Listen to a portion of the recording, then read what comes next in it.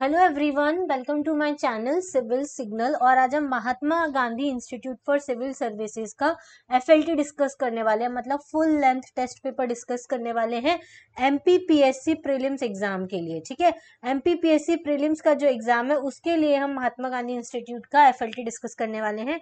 इससे आपको आइडिया आएगा किस टाइप के क्वेश्चन जो है वो एमपीपीएससी के एग्जाम में आते हैं। ठीक है, अगर आपने एमपीपीएससी के टॉपिक्स पढ़ लिए हैं तो ये आपके लिए बहुत यूजफुल होने वाला है, क्योंकि इससे आपको किस टाइप के क्वेश्चंस आते हैं वो पता चलेगा, प्लस आपका साथ में रिवीजन भी होगा।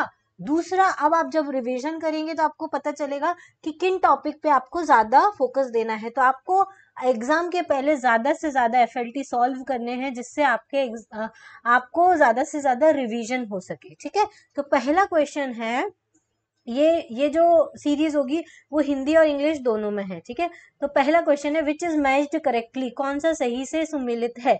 तो पहला है तात्या टोपे सागर से थे, तो ये गलत है। ठीक है, भीमा नायक जो थे वो मंडलेश्वर से थे, ये सही है। ठीक है, अवंतीबाई मांडला से थी, नहीं ये रामगढ़ से थी। डेलन शाह जो थे वो राघवगढ़ से थे क्या, नहीं ये नरसिंहपुर से थे। ठीक है, तो और तात्या टोपे कहाँ से थे, तो वो कानपुर से थे। ठीक है, तो इसलिए बी ऑप्शन जो है वो इसका करेक्ट आंसर होगा। Question number 2, which session of the Congress was held at the Tripuri in Madhya प्रदेश।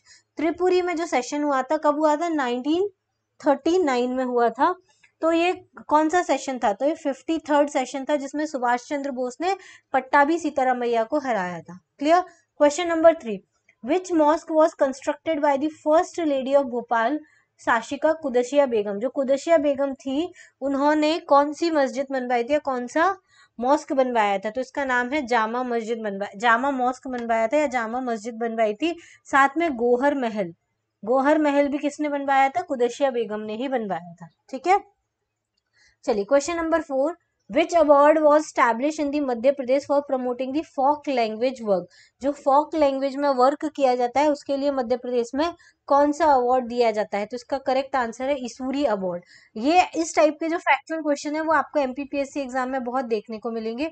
और ये सारे एग्जाम जो है वो ये सारे जो क्वेश्चन होते हैं वो थ्योरी के बजाय क्वेश्चन आंसर्स में ज्यादा कवर होते हैं। ठीक है, अब ये क्वेश्चन अगर आपको एमपीपीएससी एग्जाम में आएगा तो आप तुरंत टिक कर देंगे। क्लियर, इसलिए मैं आपको बोलती हूँ कि एफएलटी देना है। Question number 5, the place where the Bharia lives, Bharia tribes कहाँ रहती है, तो इसका करेक्ट आंसर है धाना में रहती है। ठीक है, फालिया किसका लिविंग प्लेस होता है, तो ये भीलों का लिविंग प्लेस होता है। जो भील जनजाति के लोग होते हैं उनका जो निवास क्षेत्र होता है उसको हम क्या बोलते हैं, फालिया बोलते हैं। और भारिया जो होते हैं वो धना में रहते हैं। कहाँ रहते हैं, धना में रहते हैं। ठीक है, चलिए question number 6, the Baruni fair organise, जो बरूनी फेयर होता है वो कहाँ पर लगता है, तो ये दतिया में लगता है। कहाँ पर लगता है, दतिया में लगता है। वहां पे एक योगेश्वर पहाड़ी है जहाँ पे शिवरात्रि के अवसर पर वहां मेला लगता है। अब इस क्वेश्चन से आपको क्या पता चलता है कि आपको सारे मेले पढ़ने हैं। जो भी मेले आएंगे एमपीपीएससी एग्जाम में वो इंपॉर्टेंट है। बहुत सारे मेले आते हैं, कान्हा बाबा का मेला कहाँ लगता है, सोडलपुर का मेला कहाँ लगता है, ये सारे मेले आपको अच्छे से याद होने चाहिए। ठीक है, आपके लिए मैं एक वीडियो लेकर आऊंगी जिसमें हम मेलों के बारे में सिर्फ डिस्कस करेंगे। जो इंपॉर्टेंट क्वेश्चन है वो हम लास्ट 10 डेज 10 यूनिट वाली सीरीज में अभी हम डिस्कस करने वाले हैं आगे एग्जाम के पहले। तो उसमें जो जो इंपॉर्टेंट चीजें वो हम रिवाइज करेंगे। ठीक है, चलिए question number 7, who led the uprising of the Mhow in 1857। 1857 की जो अपराइजिंग हुई थी महू में वो उसको किसने लेड किया था, तो इसका आंसर है सादत खान। और महू कहाँ आता है, इंदौर के पास में आता है। ठीक है, question number 8, Teepa function held at, Teepa भी बोलते हैं इसको, टेपा भी बोलते हैं। जो टेपा फंक्शन होता है वो कहाँ होता है, तो इसका करेक्ट आंसर है उज्जैन में होता है। ठीक है, फिर नेक्स्ट क्वेश्चन है, पहल मैगजीन इज पब्लिश्ड फ्रॉम, जो पहल मैगजीन है वो कहाँ से पब्लिश्ड होती है, तो ये जबलपुर जिले से पब्लिश्ड होती है। कहाँ से होती है, जबलपुर जिले से होती है। फिर नेक्स्ट है, श्याम शाह मेडिकल कॉलेज कहाँ पर है, तो श्याम शाह मेडिकल कॉलेज कहाँ पर आता है, तो ये आता है हमारे रीवा में। ठीक है, और ये कब स्टैब्लिश किया गया था, तो 1984 में स्टैब्लिश किया गया था। ठीक है, question number 11, what was the name of the Nizams dynasty of Hyderabad. जो निजाम की डायनेस्टी है हैदराबाद की उसका नाम क्या है, तो ये अशफ शाह ने स्टार्ट किया था, इसलिए इसको अशफ शाही डायनेस्टी बोलते हैं। ठीक है, चलिए question number 12, who is the author of the Buddha Charita. Buddha Charita के ऑथर कौन थे, तो इसका करेक्ट आंसर है अश्व घोष। ठीक है, अश्व घोष जो थे वो इसके ऑथर थे। अच्छा, बाण भट्ट ने क्या लिखा था, बाण भट्ट ने वर्ल्ड की पहली नोवेल लिखी थी जिसका नाम था कादम्बरी। क्या था, कादम्बरी। ये क्वेश्चन भी काफी बार पूछा जाता है एग्जाम में। Clear. Question number 13, which ruler was contemporary of the Sikandar Lodi? कौन सा रूलर है जो सिकंदर लोदी के समकालीन था या कंटेम्प्रेरी था? तो वो कौन से हैं? 13th का बी ऑप्शन। ठीक है, राजा मानसिंह तोमर जो थे वो सिकंदर लोदी के कंटेम्प्रेरी थे। मानसिंह तोमर कहाँ पे थे? ग्वालियर में थे। और सिकंदर लोदी कहाँ पे था? दिल्ली में था। ठीक है, चलिए question number 14, who was the founder of the Haryana dynasty? Haryana dynasty के फाउंडर कौन थे? तो इसका करेक्ट आंसर है बिम्बिसारा। ठीक है, बिम्बिसार जो थे वो हरियाणा डायनेस्टी के रूलर थे। Question number 15, the encyclopedia of early Buddhism is? जो एनसाइक्लोपीडिया है बुद्धिज्म का वो कौन है? तो इसका करेक्ट आंसर क्या है? सुत्त पिताका। ठीक है, सुत्त पिताका जो है वो हरियाणा डायनेस्टी का एनसाइक्लोपीडिया है। क्लियर। क्वेश्चन नंबर 16, गायत्री मंत्र किस में मेंशन है? कौन से वेद में मेंशन है? तो ऋग्वेदा में मेंशन है। Clear. Question number 17, who gave the slogan इनकलाब जिंदाबाद? इनकलाब जिंदाबाद का स्लोगन किसने दिया था? तो ये भगत सिंह ने दिया था। Clear. Question number 18, with home was the permanent settlement done? किसके द्वारा परमानेंट सेटलमेंट किया जाता था? लैंडलॉर्ड के साथ परमानेंट सेटलमेंट किया जाता था। और किसने स्टार्ट किया था इसको? तो लॉर्ड कॉर्नवालिस ने स्टार्ट किया था। ठीक है, लॉर्ड कॉर्नवालिस ने स्टार्ट किया था। आप मुझे कमेंट बॉक्स में बताइए कौन से ईयर में स्टार्ट किया गया था। ठीक है, 17th में किया गया था, पर कौन से ईयर में किया गया था वो आप मुझे कमेंट बॉक्स में बताइए। इससे आपका रिवीजन होगा। जितने क्वेश्चन मैं पूछूं आप कमेंट बॉक्स में बताइए तो आपको ज्यादा टाइम तक वो याद रहेगा। Question number 19, provincial governments were constituted under which of the following act? जो प्रोविंशियल गवर्नमेंट थी वो किस एक्ट के थ्रू कॉन्स्टिट्यूट की गई थी? तो इसका करेक्ट आंसर क्या होगा? A option. ठीक है, गवर्नमेंट ऑफ इंडिया एक्ट 1935 के थ्रू की गई थी। ठीक है, पिट्स इंडिया एक्ट कब आया था? 1784 में आया था। मॉर्लिमेंटो 1909 में आया था। सही है। ठीक है, question number 20, Iltutmish appointed his first सूबेदार इन बिहार? इल्तुतमिश ने किसको अपना पहला सूबेदार नियुक्त किया था? तो इसका करेक्ट आंसर है मलिक जानी। मलिक जानी को अपना पहला सूबेदार बिहार में नियुक्त किया था। Clear. Question number 21, which river flows from the middle of the Bandhavgarh national park? Bandhavgarh national park के मिडिल में से कौन सी रिवर जाती है? तो इसका करेक्ट आंसर है चरण गंगा रिवर जाती है। ठीक है, question number 22, who build the Mandhata Nagari on the banks of the Narmada river in Madhya Pradesh? तो मानधाता नगरी किसने बनाई है? तो ये मुचकुंद ने बनाई थी। और ये किसकी याद में बनाई थी? इनके ये इक्ष्वाकु वंश के राजा थे मुचकुंद। इन्होंने अपने पूर्वज थे मानधाता, उनके लिए बनाई थी। ठीक है, question number 23, when was the Bhoj wetland made site of the Ramsar? Bhoj wetland को कब रामसर साइट का दर्जा दिया गया था? तो इसका करेक्ट आंसर है 2002 में दिया गया था। ठीक है, question number 24, what was the length from north to south of the undivided Madhya Pradesh? जो अनडिवाइडेड मध्य प्रदेश था उसकी नॉर्थ से साउथ तक की कितनी लेंथ थी? तो इसका करेक्ट आंसर है 996 किलोमीटर। अभी प्रेजेंट मध्य प्रदेश की कितनी है आप मुझे कमेंट बॉक्स में बताइए। Question number 25, which of the following project is known as the Rajiv Sagar? कौन सा प्रोजेक्ट है जिसको राजीव सागर के नाम से जाना जाता है? तो ये है 52 प्रोजेक्ट जो है उसको राजीव सागर के नाम से जाना जाता है। और ये एमपी और महाराष्ट्र की संयुक्त परियोजना है। ठीक है, चलिए question number 26, which is the largest coal field in the Madhya Pradesh? कौन सी जो है वो लार्जेस्ट कोल फील्ड है मध्य प्रदेश की? तो इसका करेक्ट आंसर है सुहागपुर। सुहागपुर कोयला क्षेत्र जो है वो सबसे बड़ा कोयला क्षेत्र है मध्य प्रदेश का। Question number 27, what is the total length of the national highway number 44 इन मध्य प्रदेश? जो नेशनल हाईवे है, नेशनल हाईवे है, हाईवे नंबर है 44 मध्य प्रदेश का, उसकी टोटल लेंथ कितनी है? तो इसका नंबर है 540 किलोमीटर। और ये लॉन्गेस्ट नेशनल हाईवे है जो मध्य प्रदेश से जाता है। क्लियर। चलिए question number 28, the state climate change knowledge management institute is? जो स्टेट का climate change knowledge management institute है वो कहाँ पर स्थित है? तो ये भोपाल में स्थित है। क्लियर। चलिए एनएफएल कहाँ पर है? तो वो गुना में है। एनएफएल जो है वो गुना में, नेशनल फर्टिलाइजर लिमिटेड। और गेल जो है वो भी गुना में है। ठीक है, गैस वाला। Question number 29, which national park in Madhya Pradesh was the highest number of the black buck? कौन सा नेशनल पार्क है जिसमें highest number of the black buck है? तो सतपुड़ा नेशनल पार्क है। ठीक है, अच्छा पचमढ़ी को क्या बोलते हैं? पचमढ़ी को सतपुड़ा की रानी बोलते हैं। ठीक है, ये भी याद रखिएगा। Question number 30, which district have net agriculture land in Madhya Pradesh? कौन सा डिस्ट्रिक्ट है जहां पे एग्रीकल्चर लैंड जो है, have net agriculture land in Madhya Pradesh, सर्वाधिक शुद्ध कृषि भूमि जहां पर है, ठीक है। तो इसका करेक्ट आंसर है उज्जैन है। उज्जैन में सर्वाधिक कृषि वाला जिला है उज्जैन, ठीक है। Question number 31, Mahatma Gandhi hydro electric project is located in which state? जो Mahatma Gandhi hydro electric project है वो किस में, कहाँ पर स्थित है? तो ये कर्नाटका में है और ये शरावती नदी के ऊपर है, ठीक है, शरावती नदी के ऊपर है। फिर 32, रजत वाटरफॉल कहाँ पर सिचुएटेड है? तो ये पचमढ़ी में है। इसके अलावा डचेस फॉल, बी फॉल, ये सब कहाँ पर आते हैं?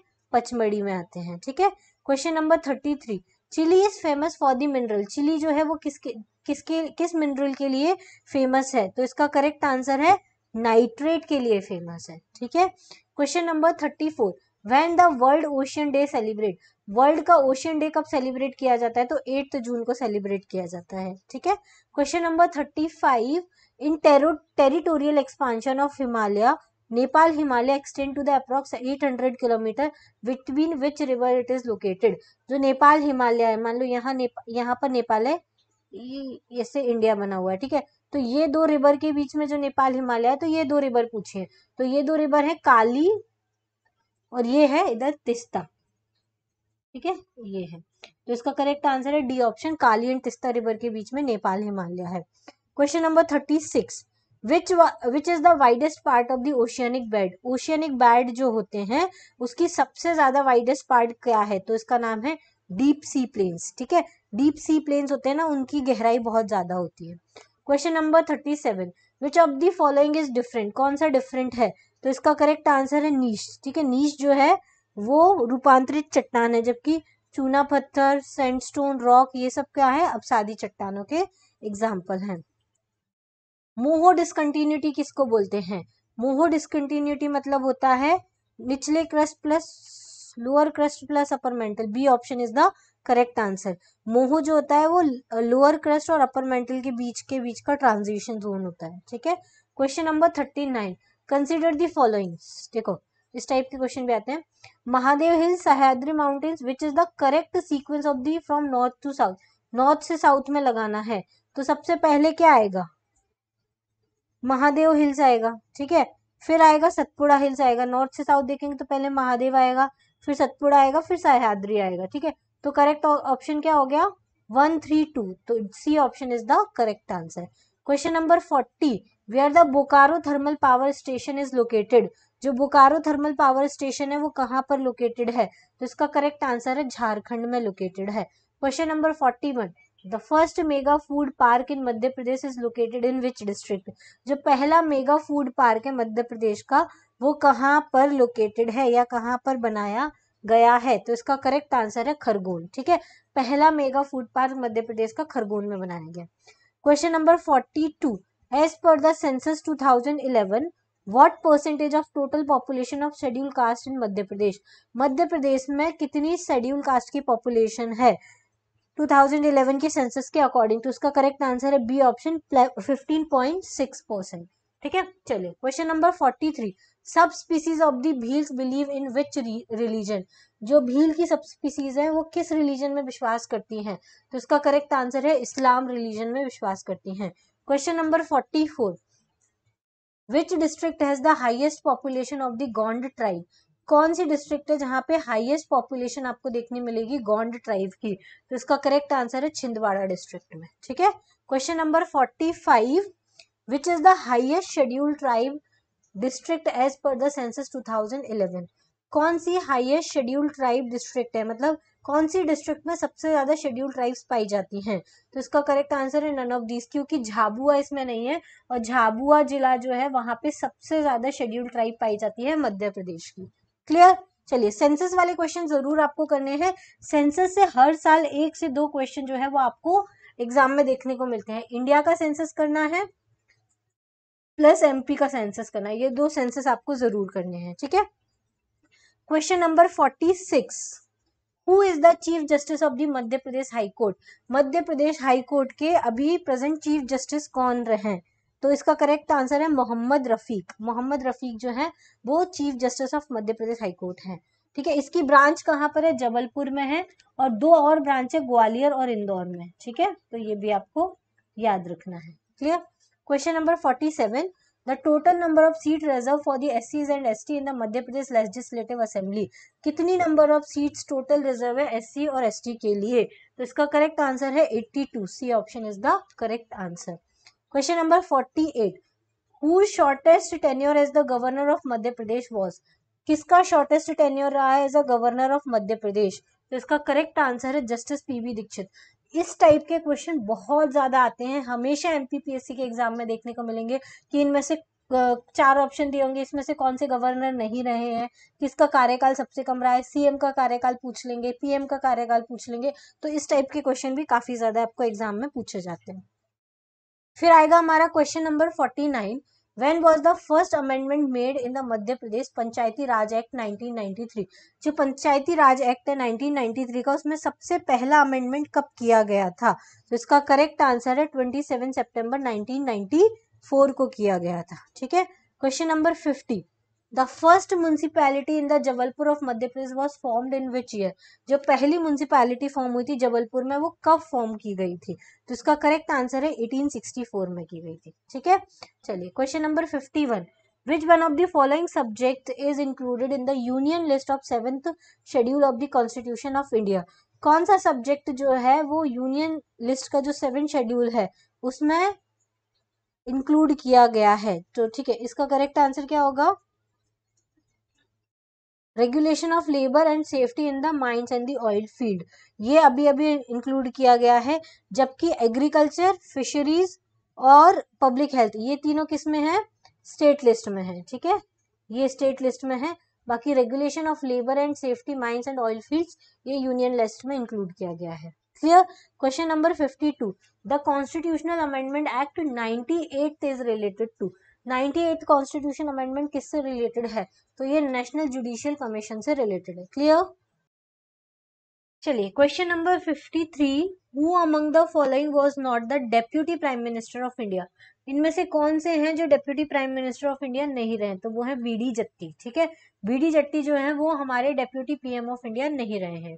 Question number 54, who is known as the father of Lok Sabha किसको बोलते हैं? तो GV मावलंकर को बोलते हैं, और ये पहले लोकसभा स्पीकर भी थे हमारे। ठीक है, चलो question number 55, when did the use of EVM started in the Indian election? कब स्टार्ट हुआ था? तो 1982 में स्टार्ट हुआ था, और ये सबसे पहले कहाँ यूज किया गया था? केरल में यूज किया गया था। ठीक है, केरला में यूज किया गया था। Question number 56, the reason for the failure of the community development programme is? जो कम्युनिटी डेवलपमेंट प्रोग्राम है उसके फेल होने का सबसे बड़ा रीजन क्या है? तो इसका करेक्ट आंसर है इलिटरेसी। ठीक है, इलिटरेसी की वजह से कम्युनिटी डेवलपमेंट प्रोग्राम जो होता है वो फेल हो जाता है। Question number 57, decide the time of the 4th 5-year plan. देखो, अब ये क्वेश्चन से हमको पता चलता है कि 5-year प्लान हमको पढ़ने हैं, और 5-year प्लान से एक क्वेश्चन हर MPPSC के एग्जाम में आता है। आप प्रीवियस ईयर क्वेश्चंस करके देख लीजिए। प्रीवियस ईयर क्वेश्चन अगर आपको करने हैं तो मैंने उसके वीडियोस बनाए हुए हैं, सिविल सिग्नल नाम से मेरा चैनल है, उसका मैं यहाँ पर आई बटन में लिंक भी दे दूंगी, और उसके अलावा एंड स्क्रीन पर भी आ जाएगा, और वहां पे भी अगर आपको नहीं मिलता है तो आप डिस्क्रिप्शन बॉक्स में भी मैंने लिस्ट दिया हुआ है, वहां पे आप उस लिंक पे क्लिक करके आप directly MPPSC previous year question पर जा सकते हैं। ठीक है, चलिए question number 58, the central nodal agency for implementing the price support operation for the commercial crop is? Central nodal agency कौन सी है जो प्राइस सपोर्ट ऑपरेशन जो होते हैं कमर्शियल क्रॉप के लिए वो करती है? तो इसका करेक्ट आंसर है नाफेड। कौन सी है? नाफेड। नाफेड का फुल फॉर्म क्या होता है? National agriculture cooperative marketing federation of India. ठीक है, national agriculture cooperative marketing federation of India. Clear? NA मतलब नेशनल एग्रीकल्चर, और फेड मतलब federation. Question number 59, in the following where is the place of note printing in India? ठीक है, कौन सी place है जहां पे नोट प्रिंटिंग होती है इंडिया की?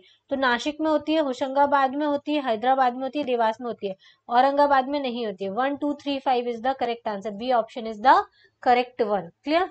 चलिए question number 60, which of these matches is correct, कौन सा मैच जो है वो करेक्ट है? येलो रिवॉल्यूशन एक्स को बोलते हैं क्या? नहीं, ये तो ऑयल सीड्स जो होते हैं, पल्सेस के रिवॉल्यूशन को हम येलो रिवॉल्यूशन बोलते हैं। गोल्डन रिवॉल्यूशन भी ऑयल सीड्स के लिए नहीं होता, ये किसके लिए होता है? फ्रूट्स के लिए हम बोलते हैं golden revolution. Round revolution potatoes के लिए होता है, ब्राउन रिवॉल्यूशन फर्टिलाइजर के लिए होता है। तो करेक्टली मैच कौन से हैं? 3 and 4 है, first and second is the wrong match. फिर question number 61, the acidity of rainfall किससे मेजर्ड की जाती है? तो पीएच मीटर से एसिडिटी जो होती है वो मेजर की जाती है। Question number 62, which of the following is not an endocrine gland? ठीक है, एंडोक्राइन ग्लैंड कौन सी है? अब ये क्वेश्चन जो है वो साइंस से है, ठीक है। चलो, कौन सी ग्लैंड है जो एंडोक्राइन ग्लैंड है? तो नहीं है, तो एडर्नल भी है, पिट्यूटरी भी है, थायराइड भी है। स्प्लीन जो है वो एंडोक्राइन ग्लैंड नहीं है। Question number 63, the defect of colour blindness can be remove by using which lens? जो डिफेक्ट होता है कलर ब्लाइंडनेस, कलर ब्लाइंडनेस मतलब किसी को कलर पहचानने में मुश्किल होती है, उसको कैसे रिमूव किया जा सकता है, किस लेंस से किया जा सकता है? तो इसका करेक्ट आंसर है डी, किसी भी लेंस से नहीं किया जा सकता। इसका सिर्फ एक उचित उपचार करके ही किया जा सकता है। लेकिन अगर किसी को बाय बर्थ मतलब जन्म से ही कलर ब्लाइंडनेस होती है तो उसका कोई उपचार नहीं है, ठीक है। Question number 64, who invented the election microscope? Electron microscope, ठीक है, किसने इन्वेंट किया था? तो नॉल एंड रुस्का जो थे उन्होंने इन्वेंट किया था इलेक्ट्रॉन माइक्रोस्कोप को। Question number 65, which is also known as the power house of the cell? तो माइटोकॉन्ड्रिया जिसको power house of the cell बोलते हैं। Question number 66, the centre of wisdom is located? जो सेंटर ऑफ विजडम जिसको हम बुद्धि का केंद्र बोलते हैं, ये कहाँ पर रहती है? सेरिब्रम में रहती है। और मेडुला ओब्लंगाटा में क्या होता है? हमारी बॉडी का बैलेंस मेंटेन करके रखती है। इसलिए जब हम लोग जब कोई भी ड्रिंक करता है तो उसका मेडुला ओब्लंगाटा अफेक्ट होता है, इस वजह से वो अपना बॉडी का बैलेंस नहीं कर पाता है, ठीक है। Question number 67, white lighting on the soap bubble shows colour, this is the reason? अब जो व्हाइट सोप बबल होता है उसमें कलर दिखाई देते हैं, तो वो क्यों दिखाई देते हैं? इंटरफेरेंस की वजह से दिखाई देते हैं, ठीक है। वैसे इसका करेक्ट, एक सेकेंड, ठीक है, तो इंटरफेरेंस की वजह से ही होता है। Question number 68, the cream is separated when the milk is churned out, the reason is? ठीक है, जब क्रीम को मिल्क के साथ हम लोग चर्न करते हैं मतलब घुमाते हैं तो उसके वजह से क्या होता है? क्रीम अलग हो जाती है मिल्क से। तो इसका क्यों होता है? ये सेंट्रीफ्यूगल फोर्स की वजह से होता है, अलग अलग डेंसिटी की वजह से वो अलग हो जाते हैं। Question number 69, speed of light increases in the medium with the temperature? Speed of light का टेम्परेचर से कोई लेना देना नहीं है, वो सेम रहती है, ठीक है। क्वेश्चन नंबर 17, 70 क्वेश्चन हम लोगों ने कर लिए हैं, ठीक है। तो 70% क्वेश्चन आपने कर लिए। इस वीडियो में 30 मिनट के वीडियो में आपको 100 क्वेश्चन पूरे करने हैं, ठीक है। इन 100 क्वेश्चन में अगर 2 या 3 क्वेश्चन भी आपके एमपीपीएससी एग्जाम में हो गए तो वो रैंक आपको दिला सकते हैं, ठीक है। तो आप पूरा वीडियो जरूर देखिए। Air bubble behaves in water like, ठीक है। एयर बबल जो होता है वो वाटर में कैसे बिहेव करता है? तो एक कॉनकेव लेंस की तरह बिहेव करता है, क्योंकि एयर बबल क्या करता है? डाइवर्ज करता है लाइट को। डाइवर्जन का काम कौन करता है? कॉनकेव लेंस करता है, clear. Question number 71, which of the following state government has declared disaster in the view of rising bird flu outbreak? तो कौन सी स्टेट गवर्नमेंट है जिसने डिजास्टर डिक्लेयर किया है वर्ल्ड फ्लू आउटब्रेक को? तो इसका करेक्ट आंसर है Kerala. Who cancelled the pre scheduled visit on the Republic Day due to the corona virus? तो किसने कैंसिल की थी? बोरिस जॉनसन ने की थी। उसके बाद 2021 2022 दोनों ही ईयर में कोई भी हमारे यहाँ पे चीफ गेस्ट नहीं आया है रिपब्लिक डे के दिन, ठीक है। 73, which central government project has been approved by the supreme court recently? तो सुप्रीम कोर्ट ने कौन सा सेंट्रल गवर्नमेंट का प्रोजेक्ट अप्रूव किया है? तो वो है सेंट्रल विस्टा प्रोजेक्ट, जिसमें हमारा पार्लियामेंट जो है वो ट्राइंगल शेप का बनेगा, ठीक है। चलिए, question number 74, the new chairman of All India Chess Federation has been elected? जो न्यू चेयरमैन है ऑल इंडिया चेस फेडरेशन के, वो कौन इलेक्ट किए गए? अजय पाल। तो ये नए नए जो अपॉइंटमेंट हुए उनके क्वेश्चंस में आएगा, ठीक है। Question number 75, China given away the right of military decision from the cabinet to? तो चाइना ने अभी अभी मिलिट्री के डिसीजन का राइट जो है वो कैबिनेट से छीनकर किसको दे दिया? प्रेसिडेंट ऑफ चाइना को दे दिया। और प्रेसिडेंट कौन है? शी जिनपिंग है। कौन है? शी जिनपिंग है, ठीक है। Question number 76, the famous poet and lyricist of the Malayalam who passed away in the recent past? कौन है जो अभी अभी फेमस थे, वो पास्ट अवे हो गए, मतलब उनकी डेथ हो गई है? तो इसका करेक्ट आंसर है अनिल पंचोरन, अनिल पनाचूरन, ठीक है। पनाचूरन इनकी डेथ हो गई है। Question number 77, which of the following bank has signed a loan agreement for expansion of horticulture in Himachal Pradesh? कौन सा बैंक है जिसने लोन एग्रीमेंट साइन किया है हॉर्टिकल्चर के एक्सपांशन के लिए? तो ये है एशियन डेवलपमेंट बैंक, ठीक है। इसका हेडक्वार्टर कहाँ है, आप मुझे कमेंट बॉक्स में बताइए। Question number 78, who has been appointed as the first women president of Steel Authority of India Limited? कौन बनी है ये? सोमा मंडल बनी है, ठीक है। Question number 79, which sitar player has been awarded with the Tansen award by cultural department of Madhya Pradesh? कौन से सितार प्लेयर हैं जिनको तानसेन अवार्ड से सम्मानित किया गया है? तो इसका करेक्ट आंसर है पंडित सतीश व्यास। कौन है? Pandit Satish Vyas. Question number 80, which of the following games has been announced by the Ministry of Sports to include Indian Youth Game? कौन सा गेम है जिसको मिनिस्ट्री ऑफ स्पोर्ट्स ने इंडियन यूथ गेम में इंक्लूड किया है? घटका, कलरीपयट्टू, थंगता और मलखम, सबको इंक्लूड कर लिया है, ठीक है। ये चारों को इंक्लूड किया है। Question number 81, which of the following anti satellite missile has been tested recently? कौन सी एंटी सैटेलाइट मिसाइल जो है उसको टेस्ट किया गया है? तो मिशन शक्ति। और मिशन शक्ति को टेस्ट करने वाला इंडिया कौन सा देश बन गया है? 4th कंट्री बन गया है, ठीक है। Question number 82, Chandrayaan mission was launched by which vehicle? जो चंद्रयान 2 है वो किस व्हीकल के थ्रू लॉन्च किया गया था? तो इसका करेक्ट आंसर है GSLV Mark 3 के थ्रू किया गया है, ठीक है। गगनयान कब लॉन्च होने वाला है? तो ये 2023 में लॉन्च होने वाला है। चंद्रयान 3 लॉन्च होने वाला है, ये कब? 2022 में लॉन्च होने वाला है। Which space agency has discovered the first near by super अर्थ? अभी अभी एक स्पेस एजेंसी है जिसने सुपर अर्थ को डिस्कवर किया है, तो वो कौन है? नासा ने डिस्कवर किया है, ठीक है। Question number 84, which of the following organization has become the first organization to accept donation in the cryptocurrency? कौन सी ऑर्गेनाइजेशन है जो पहली ऑर्गेनाइजेशन है जिसने क्रिप्टो करेंसी में डोनेशन को एक्सेप्ट किया है? तो ये बनी है यूनिसेफ, ठीक है। यूनिसेफ में सी का मतलब क्या होता है? चिल्ड्रन इमरजेंसी फंड है ये। बहुत बार ये क्वेश्चन पूछा जाता है, सी बहुत सारे लोग कमर्शियल कर देते हैं इसको। Question number 85, which country has built the world's largest radio telescope? कौन सी कंट्री जिसने वर्ल्ड का लार्जेस्ट रेडियो टेलीस्कोप डिस्कवर किया है? तो ये है चाइना, ठीक है। इसका नाम भी बताइए। तो इसका नाम है फास्ट नाम का टेलीस्कोप डिस्कवर किया है, ठीक है। Question number 86, which new indigenous boat has been included into the fleet of Indian Coast Guard recently? अभी अभी नया बोट इंक्लूड किया गया है इंडियन कोस्ट गार्ड में, तो ये कौन सा है? तो ये है interceptor C454, clear. Question number 87, ये सब करंट अफेयर के क्वेश्चन है। Which bank has recently launch the self reliant women's gold scheme? कौन सा बैंक है जिसने अभी अभी आत्मनिर्भर महिला स्वर्ण योजना शुरू की है? तो इसका करेक्ट आंसर क्या होगा? बैंक ऑफ बड़ौदा, ठीक है। बैंक ऑफ बड़ौदा ने स्टार्ट की है, ठीक है। चलिए question number 88, World Economic Forum 2021 where will held? जो वर्ल्ड इकोनॉमिक फोरम है 2021 की, ये कहाँ पर होने वाली है? तो इसका करेक्ट आंसर है सिंगापुर में होने वाली है, ठीक है। कोविड-19 महामारी को देखते हुए ये निर्णय यूरोप से बदलकर सिंगापुर में कर दिया गया था, ठीक है। ये 2021 का करंट अफेयर है। Question number 89, how many states across the country have recently completed one nation one card improvement scheme? कितने स्टेट्स हैं जिन्होंने अभी अभी one nation one card improvement scheme को कंप्लीट कर लिया है? तो इसका करेक्ट आंसर होगा 12 स्टेट्स ने।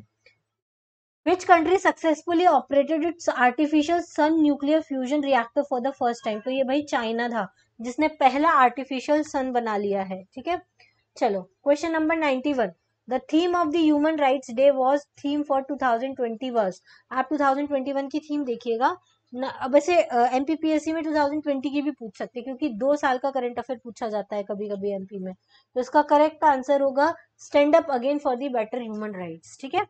Question number 92, the salaries, pension and allowance of the chairperson and the members of the UPSC Union Public Service Commission are weighted?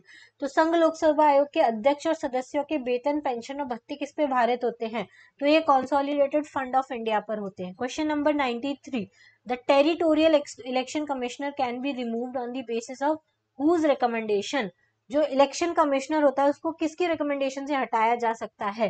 तो ये है चीफ इलेक्शन कमिश्नर की रिकमेंडेशन से हटाया जाता है। ये सारे अब जितने क्वेश्चंस आएंगे वो यूनिट 10 के क्वेश्चन है, ठीक है, आयोग वाले क्वेश्चन है।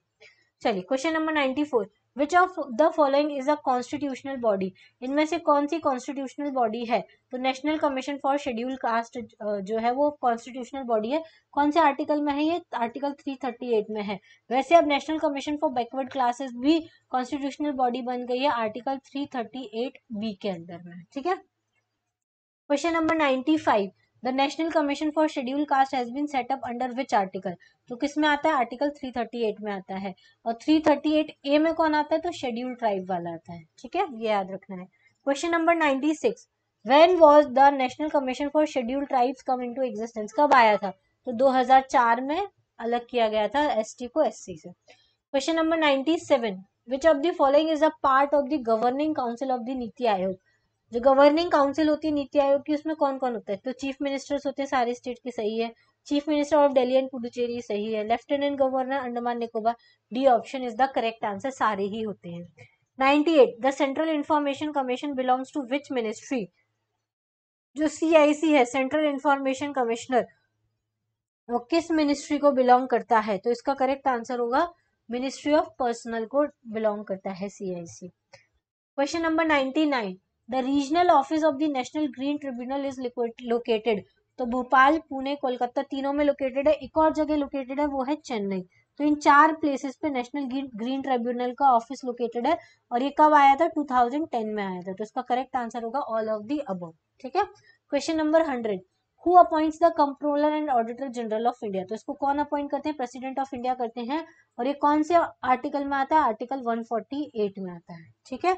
चलिए, ये हमारे 100 क्वेश्चन कंप्लीट हो गए हैं। और ये सारे 100 क्वेश्चन काफी ज्यादा इंपॉर्टेंट थे MPPSC एग्जाम के लिए। तो आप अगर MPPSC एग्जाम क्लियर करना चाहते हैं तो मैं आपको एडवाइस करूंगी, अगर आपने टेस्ट सीरीज ज्वाइन नहीं किए तो कम से कम आप डेली एक FLT तो जरूर सॉल्व कीजिए, इससे आपके 100 क्वेश्चंस बनेंगे। अगर आप 15 डेज के लिए भी 15 FLT सॉल्व कर लेते हैं तो इसका मतलब आप 1500 क्वेश्चंस आपको नए पता चलेंगे।